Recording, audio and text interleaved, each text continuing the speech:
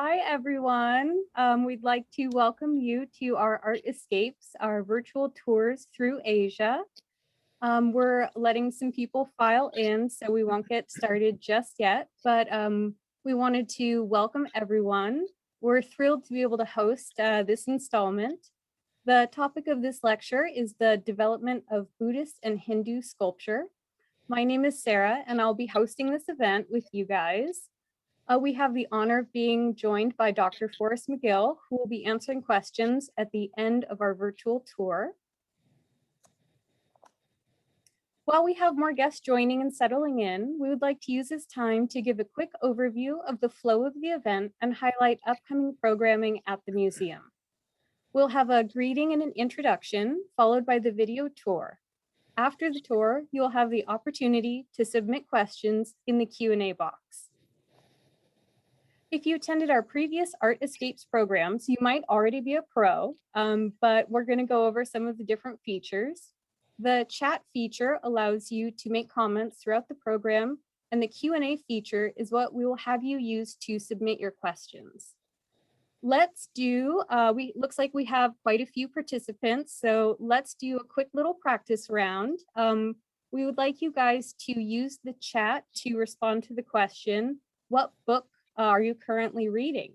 And don't worry, this isn't a quiz. If you aren't reading a book right now, you can say your favorite book or anything you're looking forward to reading, or your favorite magazine, anything like that.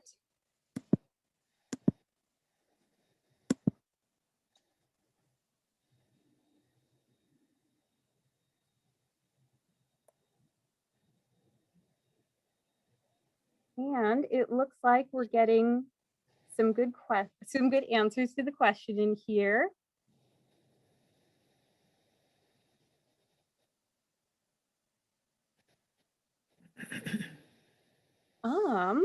Okay. Yeah, I'm seeing some really good ideas. You guys, I might steal some for my next book club.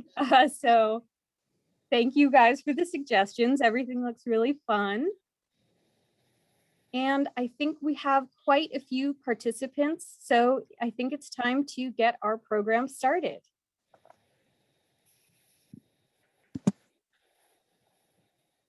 We would like to acknowledge that the land on which we are gathered is the ancestral home of the Ohlone peoples, who stewarded this land for generations.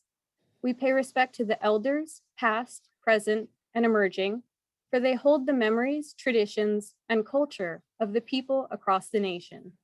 We extend our respect to the Ohlone, Ramaytush, coastal Miwok, as well as the other indigenous people who are present. If you're wondering what's new at the museum, here's a peek at just a few of the things on view. You don't have to wait to see some of these installations. 3 here listed are able to be seen from the exterior of the building. So if you're in the neighborhood, we invite you to check them out. I Look for the Sky is a beautiful installation inside of the museum that I'm really excited for visitors to be able to see once we reopen. We have some great upcoming programs. We have At the Table, which is on March 11th, and we have an ongoing program of the Zen Center meditation session, which is a really nice program that we're really happy to be able to host. We also have the Takeout Tuesdays, which is the lunchtime conversations about art. That's every Tuesday at noon. So if you're looking for more programming like what we have today, I would definitely check that out, as well as the upcoming virtual tours for the Art Escape series that we are in today. If you're interested in any of these upcoming events, or you just can't wait to visit the museum, I'd like to give a quick shout out to membership. Becoming a member of the museum has fantastic benefits, including unlimited free admission, which includes tickets to special exhibitions, invitations to members-only previews and events, access to virtual member lounges, discounts at the museum boutique, and a subscription to our member magazine and weekly e-news. There's more to look forward to than what I can fit on these slides, so please check out our website for the most up-to-date information about upcoming exhibitions, programs, and a full list of the benefits of becoming a member.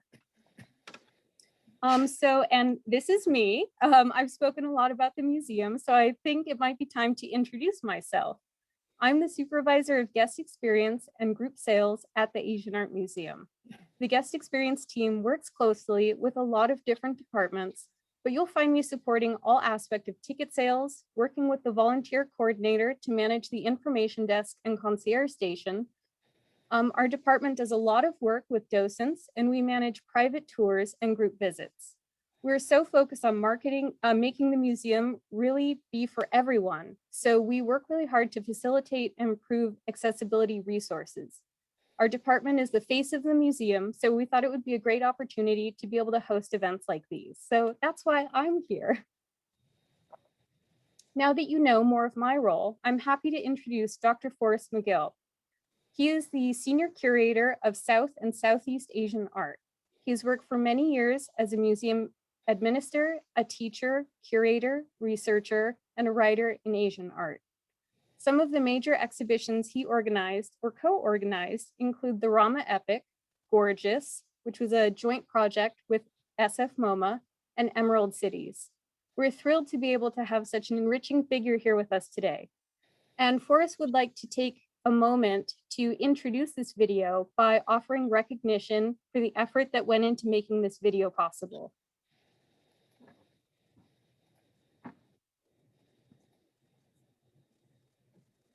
Hello, everybody. Sarah, thank you very much. I did want to take a minute to thank Mira Nguyen, our creative media producer at the museum. She did all the filming for these events, and she edits it and puts it together. As you can imagine, there's twice or more than twice as much film as actually ends up getting used. So Mira edits it, makes sure that it flows. She checks it and she does all the polishing. So the very professional packaging of this video is thanks to Mira's creativity and skills, and I just wanted to give her a shout out.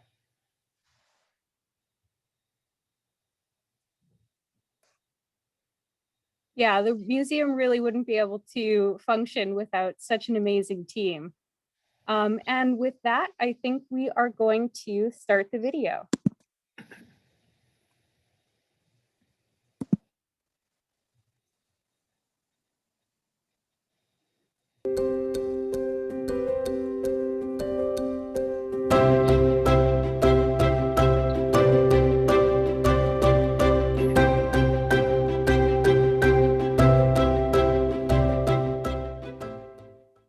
Hi, everybody, and welcome. I'm Forrest McGill, a curator here at the Asian Art Museum.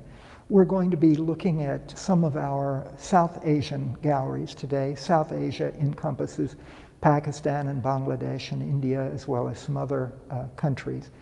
The Asian Art Museum's collection of art from this region is a very strong one of the important collections of the type in the country. We have very rich holdings that I hope you'll come and look at when you have a chance. A couple of general points. One is diversity is really important. The geographical area is huge, and it encompasses deserts and mountains and river valleys. There's great linguistic diversity, so many different languages. Lots of religious diversity. There's Hinduism and Buddhism, which mostly doesn't survive in India, although it's been reintroduced, and Jain tradition, Sikh tradition, Islamic tradition, and so on. So huge cultural diversity, and that's one of the delights and enriching parts of studying the arts of South Asia, to encounter and enjoy that enormous diversity. Follow me, if you will, and we'll have a look at some of the beginnings of art in the South Asian region. The great religious traditions that we associate with South Asia, Hinduism, Buddhism, Sikhism, Jainism, and of course Islam later on, developed very high art traditions that we'll be looking at more in a little bit. But before those traditions had developed to the elaboration that they eventually achieved, it seems like there were cults of local goddesses and gods that had to do with rivers and mountains and streams and fertility. These were sort of local folk deities. And here we're seeing some examples of those. There's not a lot of representations of them. These three are all about 2,000 years old. All of them are mold made. They're clay that was pushed into a mold and then fired to harden it. They were made in multiples, and they still exist in multiples sometimes. This one, a very beautiful young woman with very elaborate garments and jewel decorations, and this wild hairdo with hair piled way up on her head and this big sort of flounce coming out in the front. Must have been the height of fashion in this area 2,000 years ago. Holding a bunch of fruit, so that suggests the association with fertility. And in other contexts in South Asian art, we see young women associated with trees or fruit. There's even stories that a young woman can kick a tree with her heel, and that will bring it into flower or bring it into fruiting. So there's this association with fertility.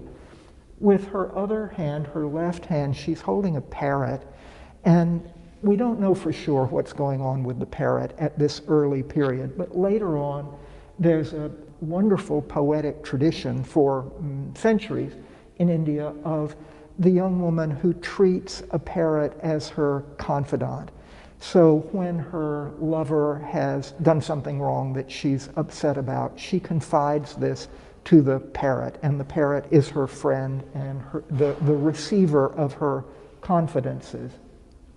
This one, also mold-made, very elaborate body. You can imagine the emphasis on fertility because the hips are very wide, the breasts are very prominent, and so on. This was the ideal figure for physique for a woman 2,000 years ago in India. Also has a very elaborate hairdo, and you can see that in her hairdo, she has what must be hairpins, but they're in the shape of miniature weapons that are put into her hairdo. And this brings up two sides, two aspects of female deities in South Asia. Nurturing, associated with fertility, associated with nature, having some of those same associations, but with the added connection of weapons and war, and their female deities who are primarily nurturing, and their female deities who have it in them to get furious and to go into battle for the religious ideas and principles that they're supporting. Several of the world's great religious traditions originated in South Asia, and one of them, of course, is Buddhism. Here we're seeing the founder of Buddhism, who lived about 2,500 years ago. We don't have artworks. There aren't artworks surviving from the first few centuries after his life. So the artworks are retrospective in a way. They're all, in some sense, visionary depictions of what he was thought to look like.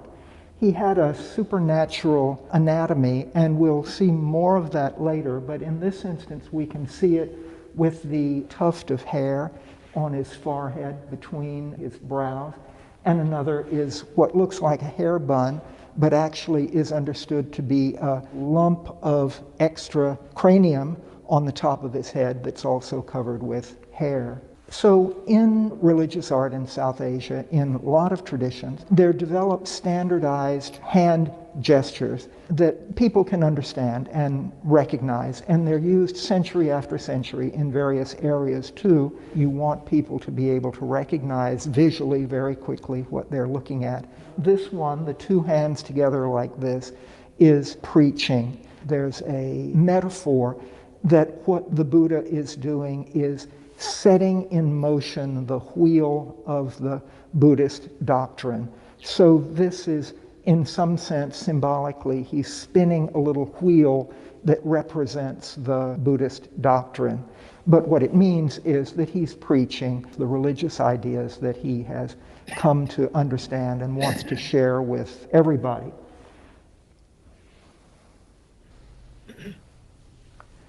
What we're seeing here is a series of reliefs that recount episodes in the life of the Buddha. And in their original context, they come from northwestern Pakistan. They would have been on the exterior of a stupa. That's a Buddhist reliquary mound. And often in this period, 1800 years ago, 1700 years ago, there would be a series of reliefs like this arranged on the exterior of this structure. One of the things that they would tell is the legendary story of the Buddha. The ones we have here are arranged to tell the story in order, but they're not part of a set originally. They came from different original locations and so on. We're just going to focus on one. This is the Buddha's miraculous birth. And very interesting scene. His mother is here. She's standing up, and this is the standard way it's represented, holding on to a tree. So that's that association with fertility of the beautiful young woman and the tree. And the baby is coming out of her right side, and he's immediately received by the gods. You see, this one is holding a towel to receive the baby that's coming out. We don't see it here, but the texts tell us that as soon as the baby was born, he took 7 steps and said, "This is going to be my last human existence."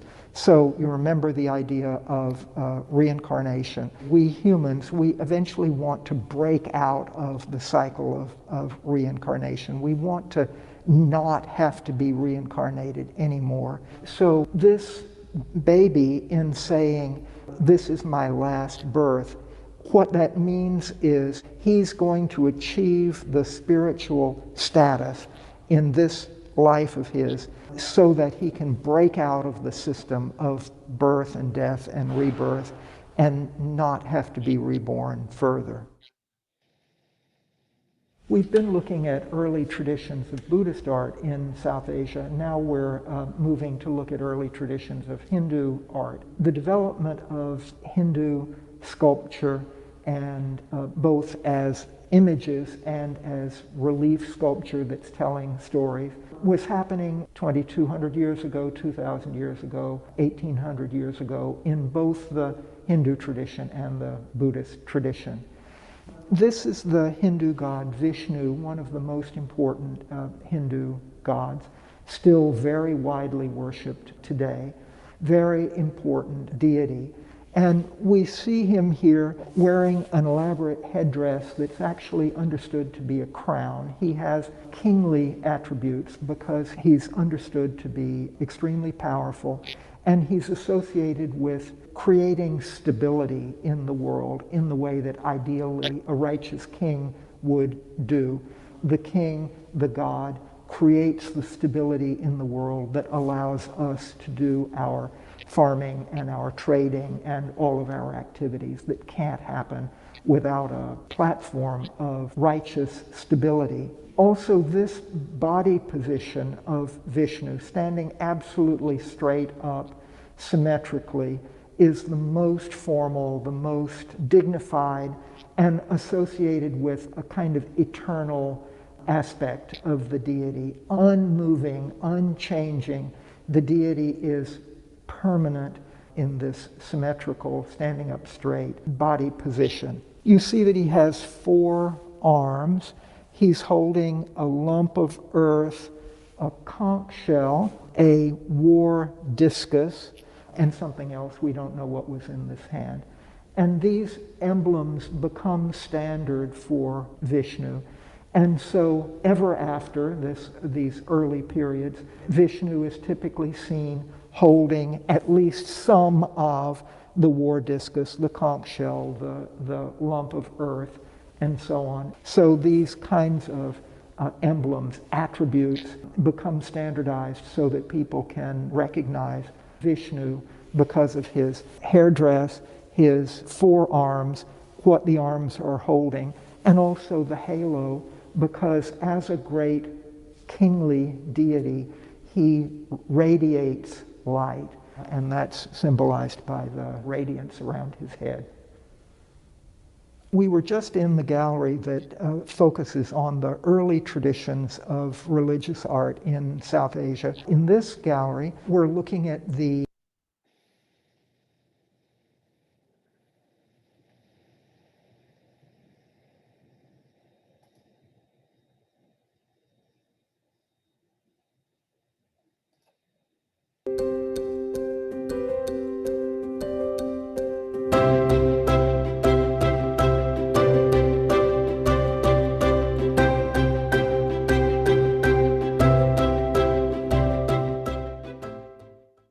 Hi, everybody, and welcome. I'm Forrest McGill, a curator here at the Asian Art Museum.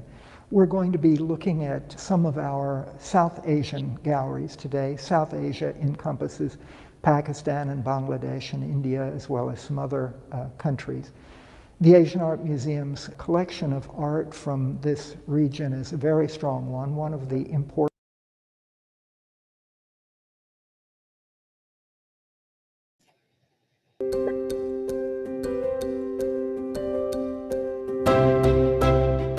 the Hindu tradition and the Buddhist tradition.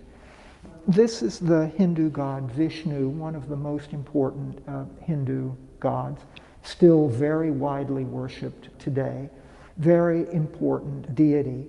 And we see him here wearing an elaborate headdress that's actually understood to be a crown. He has kingly attributes because he's understood to be extremely powerful, and he's associated with creating stability in the world in the way that ideally a righteous king would do.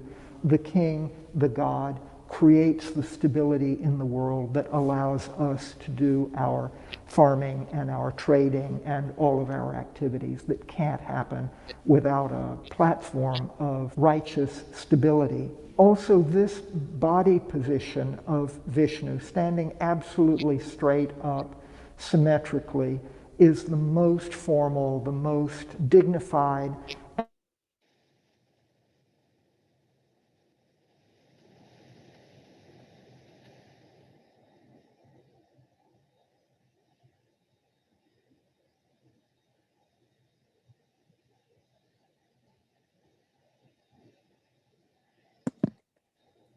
Thank you all. We're having a little bit of technical difficulties, so we really appreciate your patience with us.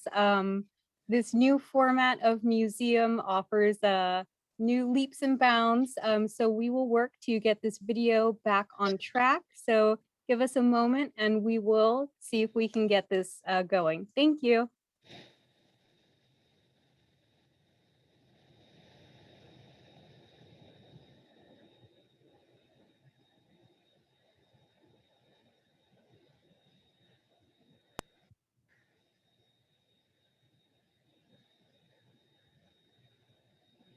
And these emblems become standard for Vishnu. And so ever after these early periods, Vishnu is typically seen holding at least some of the war discus, the conch shell, the lump of earth, and so on. So these kinds of emblems, attributes, become standardized so that people can recognize Vishnu because of his hairdress, his forearms, what the arms are holding, and also the halo, because as a great kingly deity, he radiates light, and that's symbolized by the radiance around his head. We were just in the gallery that focuses on the early traditions of religious art in South Asia. In this gallery, we're looking at the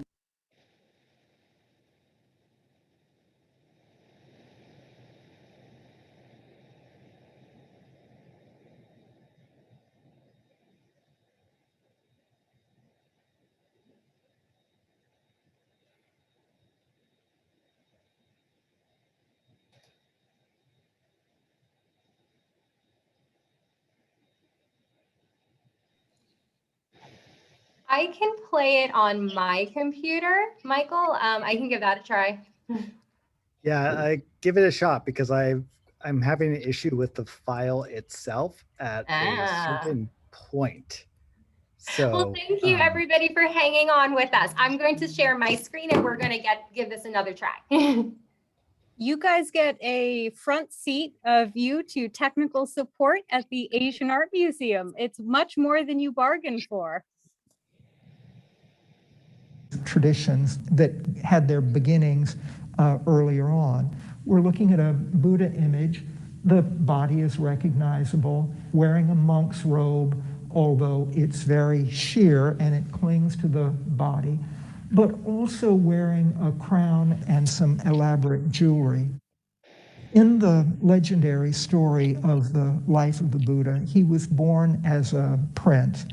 And by the time he was a teenager, he had gotten disillusioned with the life in the palace. He was not happy with the luxurious and pampered life of a prince. So he rejected his princely status and set out on a kind of spiritual quest. So why do we see him again wearing a crown and royal jewelry if he's rejected those earlier on? Well, the idea is that by this point in the development of Buddhism in South Asia, the Buddha is seen ever more as a kind of eternal, celestial, cosmic figure who did enact these life episodes on earth, but in fact is a kind of eternal abstraction that exists beyond his earthly life. And that change in status is symbolized by the crown and the royal jewelry. The way the life of the Buddha is represented has also been kind of transformed. We saw those reliefs earlier on that showed a whole series of episodes from the life of the Buddha.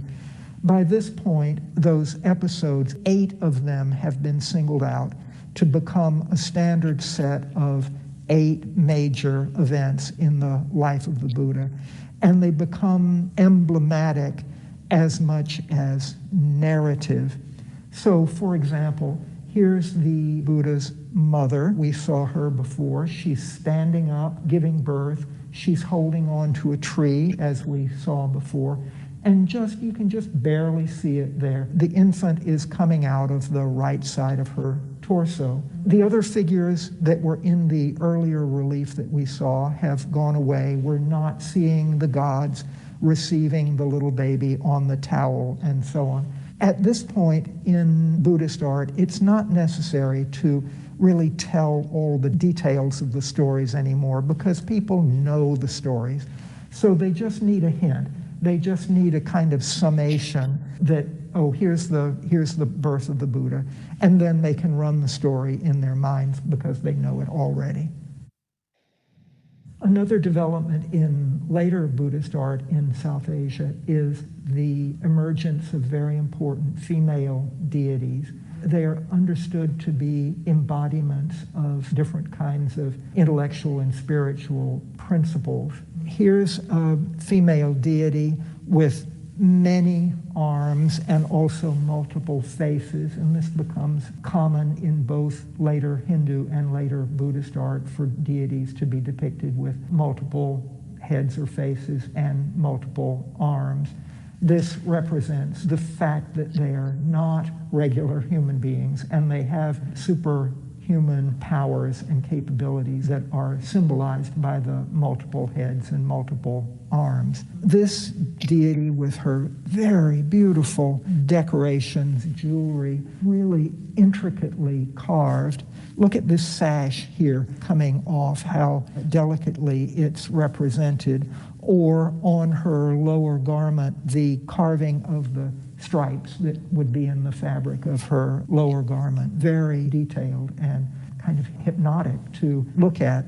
The main deity is surrounded by 10 other goddesses, 1, 2, 3, 4, 5, 6, 7, 8, 9, 10. And this makes this sculpture really a mandala. A mandala is a kind of a cosmic diagram in which deities are arranged in geometric relationship to each other.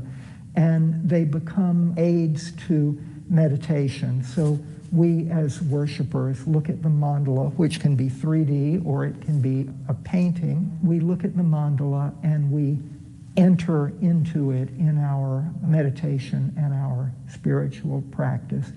And we identify ourselves with one deity after the other, trying to absorb the capabilities and the ideas and the powers and the spiritual principles that are embodied in each of the deities. So in our meditation, we go from one to the next, identifying ourselves, trying to make ourselves one with the deity and the aspects that are associated with the deity.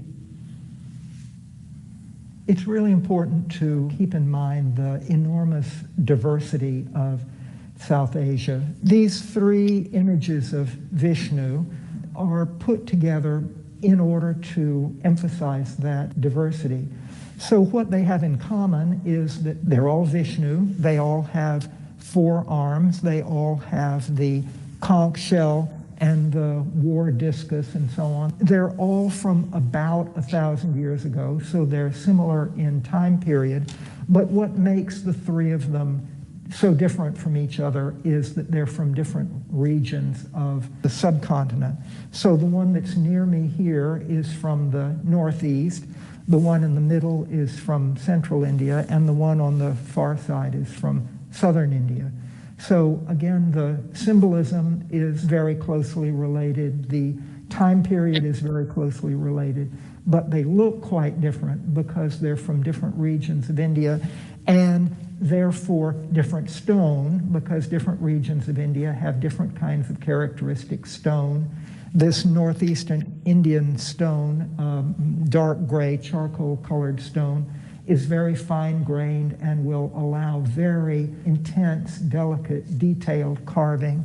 The central Indian red sandstone is grainier, so the artist has to think about volumes more than tiny detail because it's not as easy to carve tiny detail in this stone and so on. So regional differences that also have to do with material differences.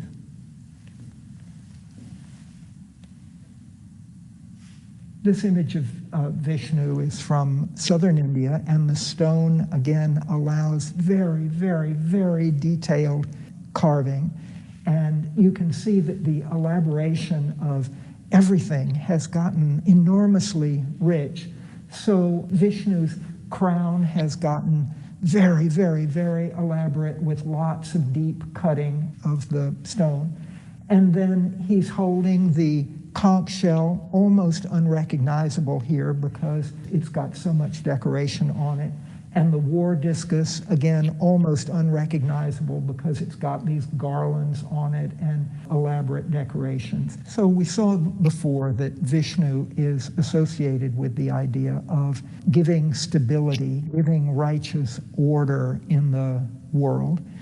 And there developed the idea of the Avataras. We know the word avatar in English these days. The Sanskrit word is avatara, meaning a descent or an incarnation of the deity in a different form on earth.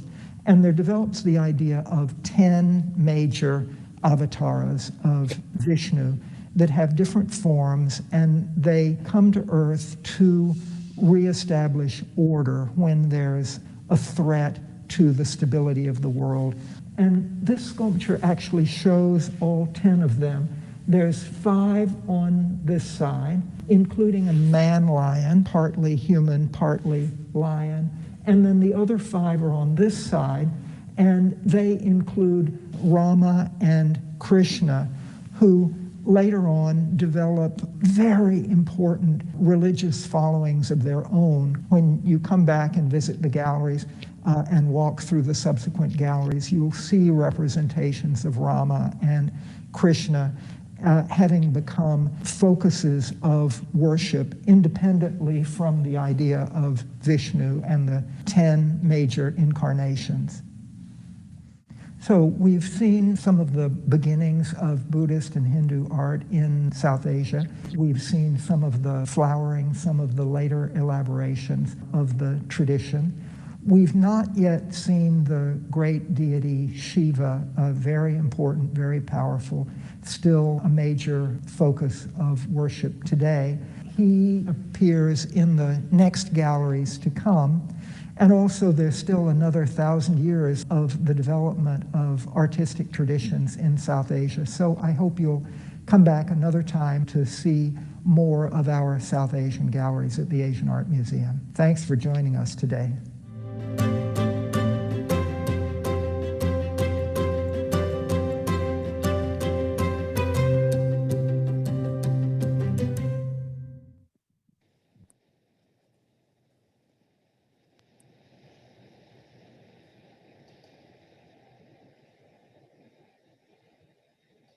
Thank you all. I'm so glad we were able to share that video with you. Thank you for your patience during our little bit of technical difficulties that'll happen in this modern age.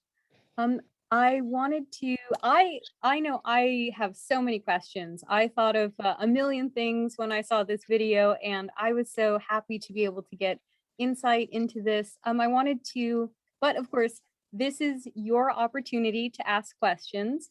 So I wanted to start it off with a little poll to give you guys time to be able to ask your questions in the Q&A. I'm going to launch this poll. And feel free to answer. There's nothing, no right or wrong answer. It's just kind of a fun little icebreaker. And as you guys vote, you can drop questions in the Q&A. Oh, we're getting a lot of responses.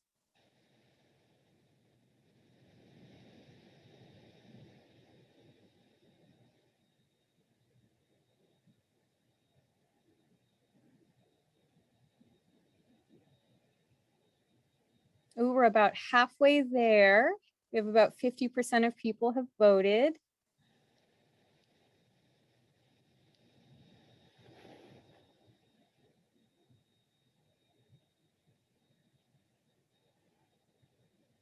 And I'll give you guys a few more seconds. What a tough question, right?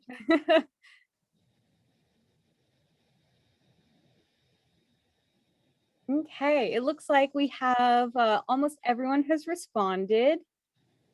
And any last minute votes? Okay. So it looks like people were most interested in and found their curiosity piqued about the Hindu God Vishnu and the different depictions. So that's really great. I definitely thought that that was really interesting. And oh, how fun. It's fun to get to know what you guys think of this. Okay, Forrest, if you are ready, I think we'll start the Q&A. Let me see what you guys are asking.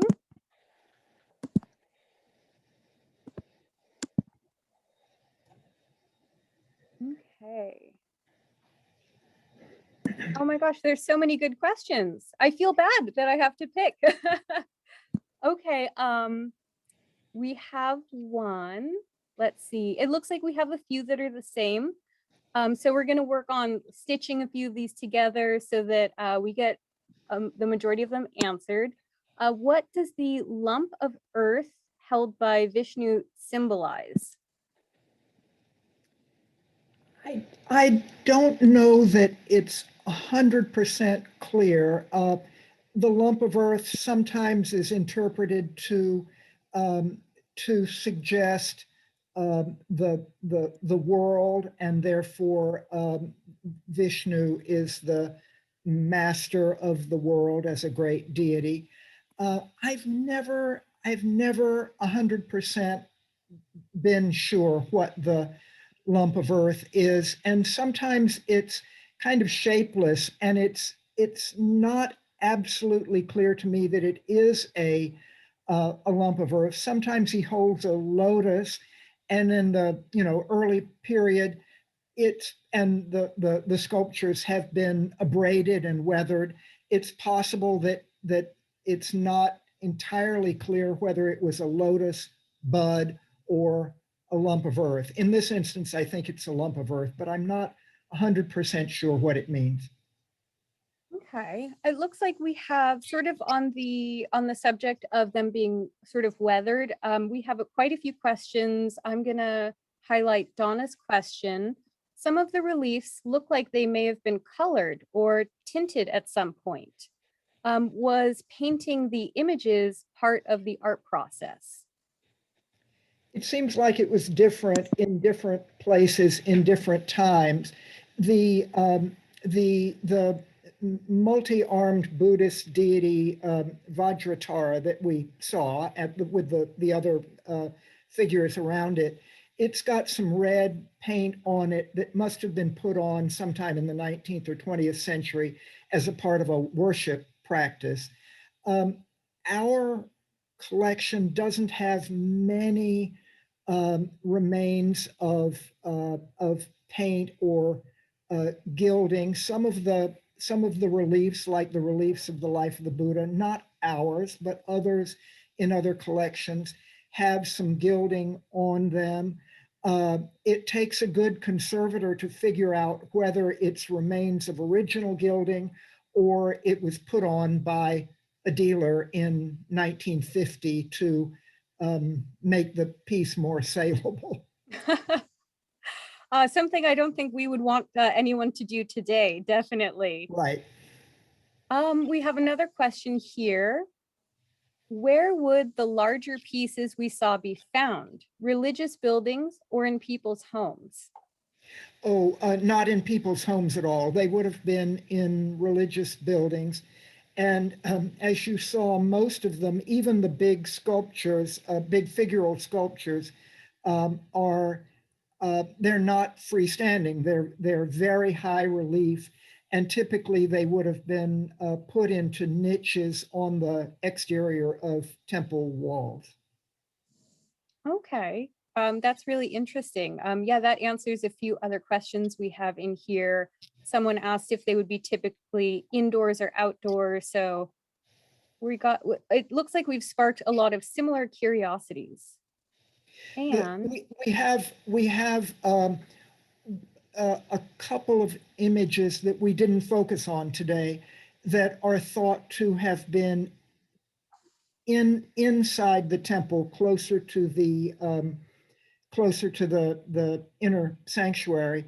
Sometimes, not always, but sometimes it seems as though the image is made with the very finest stone and the very finest carving, most intricate carving were closer in towards the sanctuary. And here is a fun question. Why does the baby take 7 steps when it's born? I had that question too, so I'm glad we could ask that. I don't know whether the question is, why are there 7 as opposed to some other number? I don't know.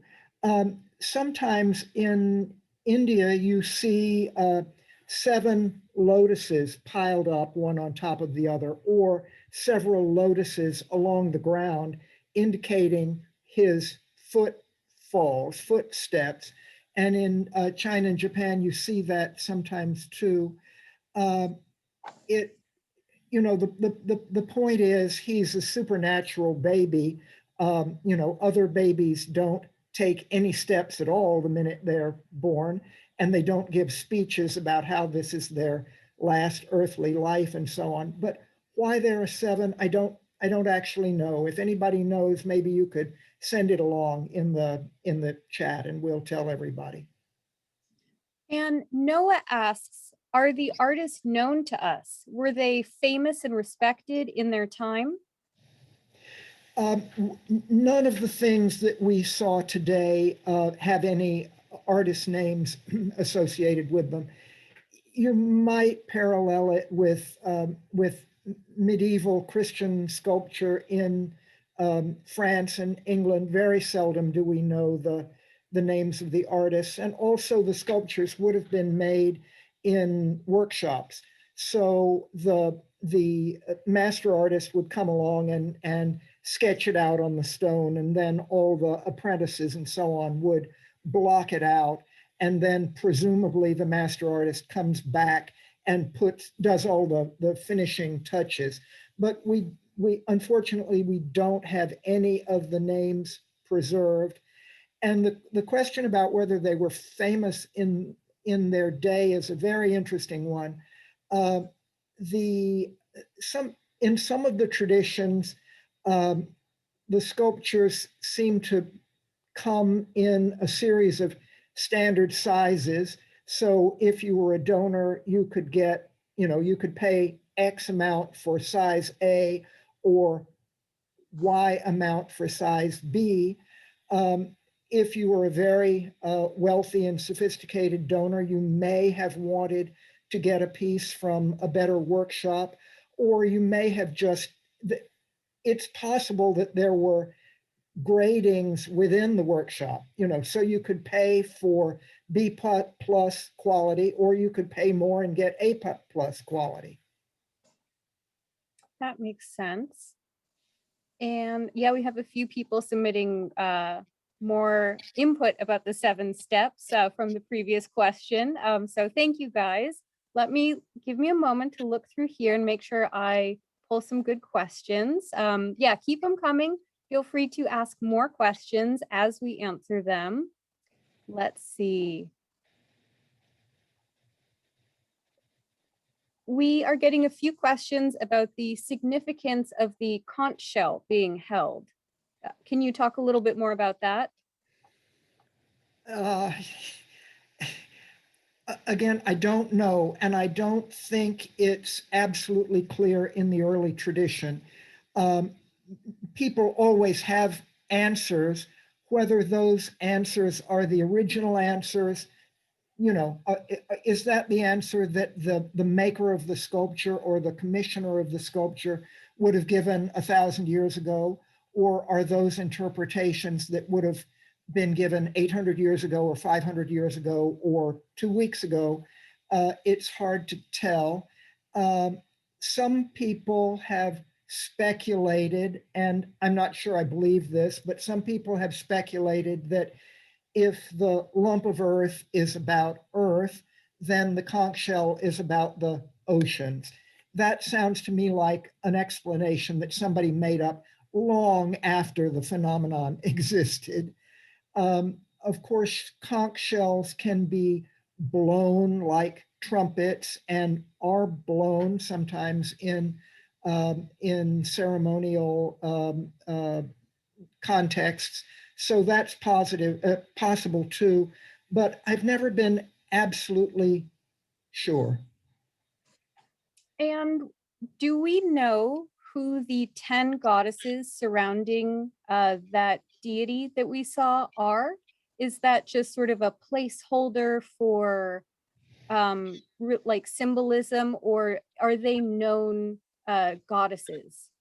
They're known goddesses. I don't know all the names, but if you go to the sadhanas, the religious texts that described in great detail what was going on, they'd all have names, and they might have some separate emblems or attributes associated with them, but they will all definitely have names. And okay, let us look for a few more questions. Thank you guys again so much for submitting these questions. They're all so great. I'm having a hard time picking. I feel I don't want to give one. It's so hard to know which is the most fun one to pick. Let's see. And is Vishnu typically depicted standing? Is that a very common way to show him? Yes, when he's in that sort of absolute, permanent, most formal aspect. but when he's, especially when he's in the form of one of the avatars, for instance, nearby the sculpture that we were looking at that had all the 10 avatars on it, right across from there in the gallery is a bigger version of the man lion avatar, and he's in action. The story is going on. So, so there's a distinction between when the deity is in his still absolute aspect and when he's in his active, moving in time, doing something aspect. And here is an interesting question. Did the sculptures help translate between people speaking different languages? I think they must have, and they also translated for people who couldn't read. I mean, you know, in the old days, lots of people weren't literate and would not have had access to written texts. So the three Vishnus from the three different parts of India that we looked at, anybody from any of those regions would recognize immediately that it's Vishnu. The stylistic differences, the differences of stone aside, and anybody from any of those regions would have recognized them. And I should say, regions, of course, connect up with linguistic groups. So anybody from any linguistic group would have recognized them. And let's see, we have a question. Can you speak more about Buddha's physical characteristics? We're seeing a lot of questions in the chat about Buddha being represented in a physical form and the way that he is being depicted. The second part of this question is, I had not heard about the center dot on his forehead being a physical characteristic rather than a representation of a spiritual characteristic. And when I watched the video, I was also curious about the it being a lump of hair. And so if you could speak more about that. The early texts, very early texts, talk about the supernatural anatomy, and they tell us that the Buddha was 18 cubits tall, which is way, way, way tall. And they list all of these special characteristics that turn up in sculpture. Some of them turn up in sculpture sometimes, some of them don't. Some of them, like a very beautiful voice, hard to depict in sculpture, a beautiful voice, hard to depict.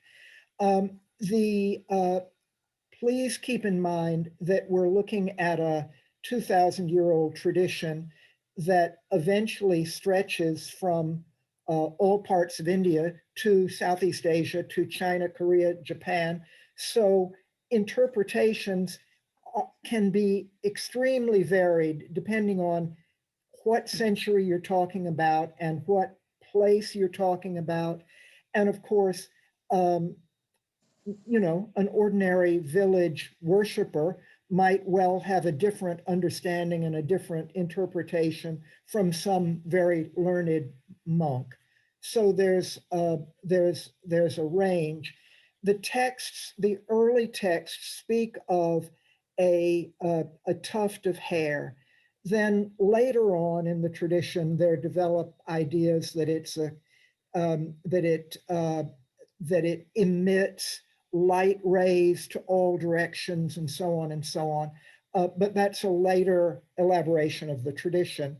And the lump on the top of the head is understood to be an extension of the cranium with, you know, extra brain in it. And in some Buddha images, it's clearer. In the one that we looked at today, since it's covered with hair, it looks like a hair bun. But we understand it to be this extension of the cranium. One of the things, of course, that happens is the works that we were looking at the beginning, the Buddha image that we were focusing on and looking at the thing on the top of his head, it's the tradition that came out of in Gandhara in Pakistan has distant but very real connections with the arts of the Roman Empire and the Eastern Mediterranean. So it's possible that people were seeing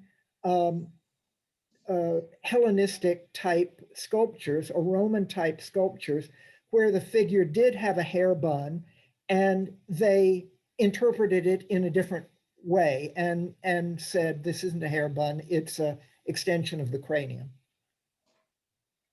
And we have another question. In the video, it was mentioned that the art, after the founder of Buddhism's life, the art didn't survive in the centuries after. Was there a specific incident that can note why that caused the art not to survive? Well, when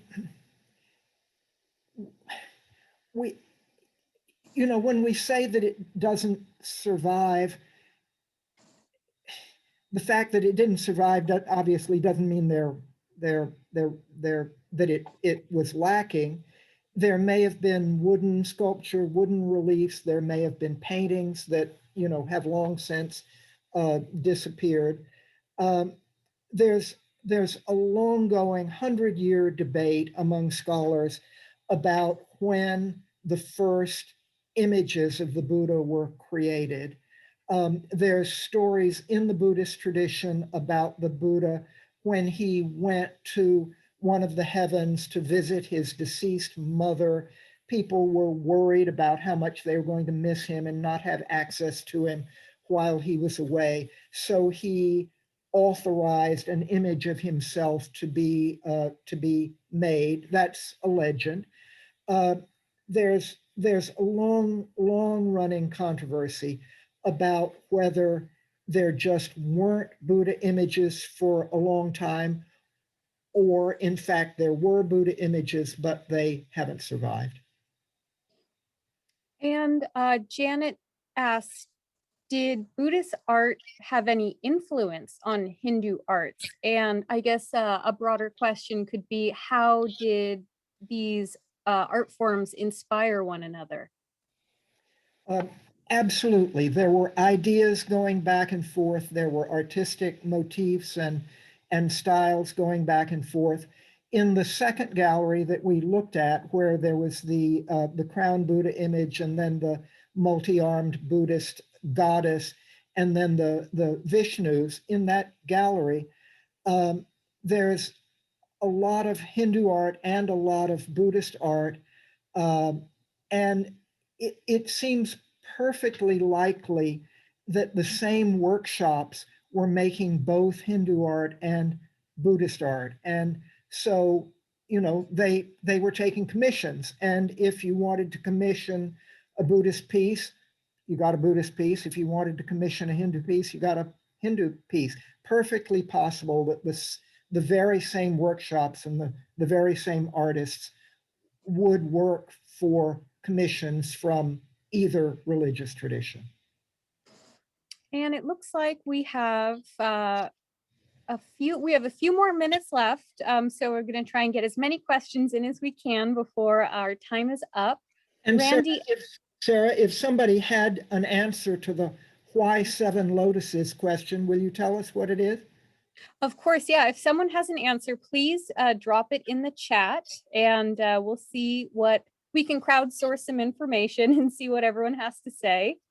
In the meantime, Randy asks, were these sculptures treated with a substance to preserve them when they were made with a view of making them last forever, or were they intended to be temporary? And I think that's a really interesting question, because you talked about the different types of stone that were used to make the different sculptures.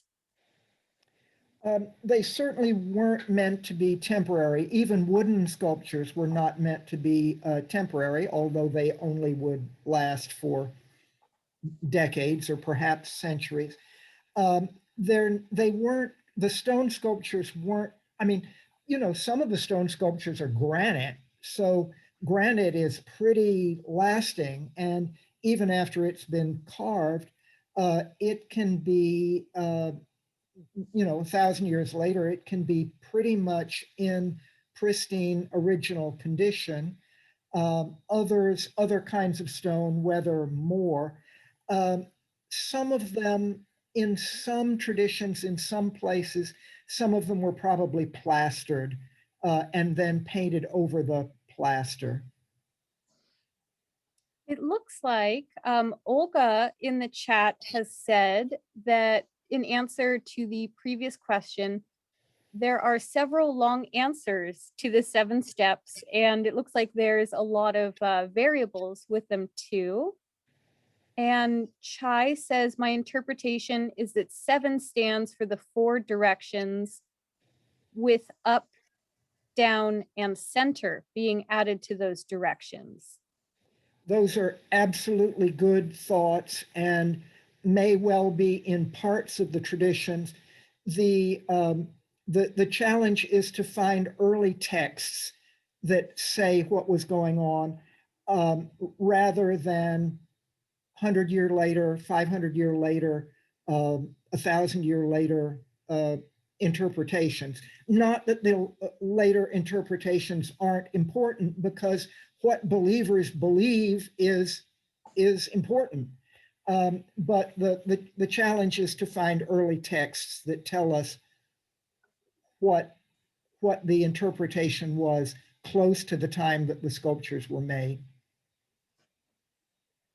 And we've got just a few more minutes here. We have a question about, maybe this can tag along with the interpretation, but we have a few questions asking about the Buddha's ears and why the lobes are so stretched. Does that symbolize anything, or is there a reason for that imagery?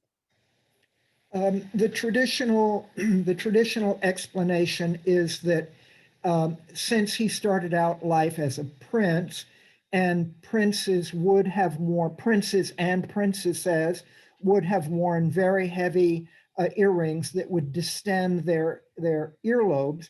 And of course, you can see this we can see it in San Francisco on the streets sometimes these days.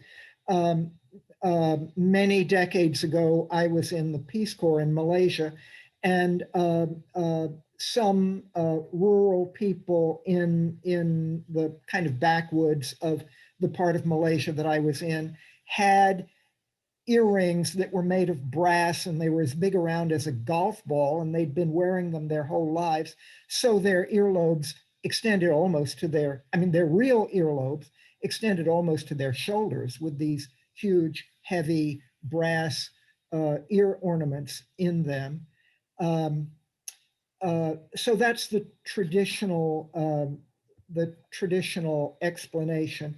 When you go through the galleries, you'll see that sometimes Hindu deities, especially ones that are freestanding or made out of bronze, also have rather long earlobes, and sometimes there's a hole in the earlobes because they had actual jewelry put in. That's really interesting. I never would have thought of that. I love these insights. It looks like we're a little bit over time, but let's do one more question. I thought that this was really interesting. And this will be our last question. As we have no images of the Buddha in his time, how do the cultural ideals of each country play into the evolving depictions? Absolutely. One thing is that some Buddha images were thought to be from the Buddha's lifetime. They weren't, but they were thought to be from his lifetime.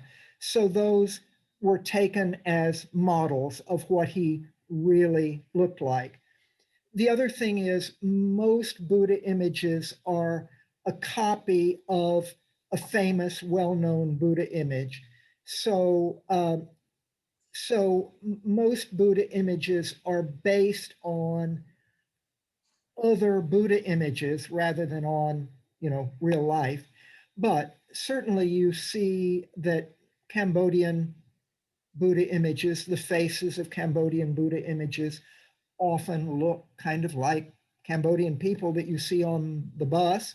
And elsewhere too, there's a tendency to localize the facial features and so on and so on to make them closer to what we and our neighbors look like. Oh, that's interesting. Yeah. I just love this. I thought this was so fascinating. I appreciate that we were able to do this. I wish we could keep going on and asking questions forever. I would just sit here and keep picking your brain and hoping that people would ask more questions, but I think that's all the time we have today. Sarah, if I could just take a minute, one attendee has sent in twice to point out that the early Vishnu that we were looking at with the forearms and so on, that the figures at the lower part are personifications of some of the emblems that he holds. That's absolutely true. I just wasn't trying to get too far into it, but that's absolutely true. And the lower figures on either hand are, on either side, are embodiments or personifications of the emblems that he holds. Thank you very much, everybody. Hope you enjoyed it. Yeah, thank you all so much. I'm sure, I wish we could all just be in a room having a long conversation. I'm sure we would just be able to chat for hours. But thank you all so much for submitting questions. We're so grateful that we have so many people that are so inspired by the art that we have. The museum is truly able to thrive because of all of you guys as well. And we're just so thrilled. I want to thank Forrest again for just being such a good team player. And I want to thank everyone behind the scenes. As you guys got to see firsthand, a lot of support. It takes a village to put these videos together.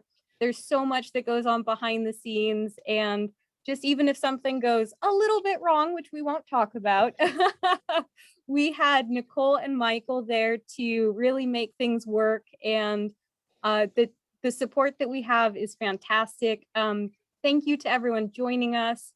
We hope you enjoyed this event, and we hope that you'll join us for the next Art Escapes tour on March 13th. And we hope you had a really good time, and we look forward to seeing you guys again. Bye, everyone. Thank you. Bye, everybody.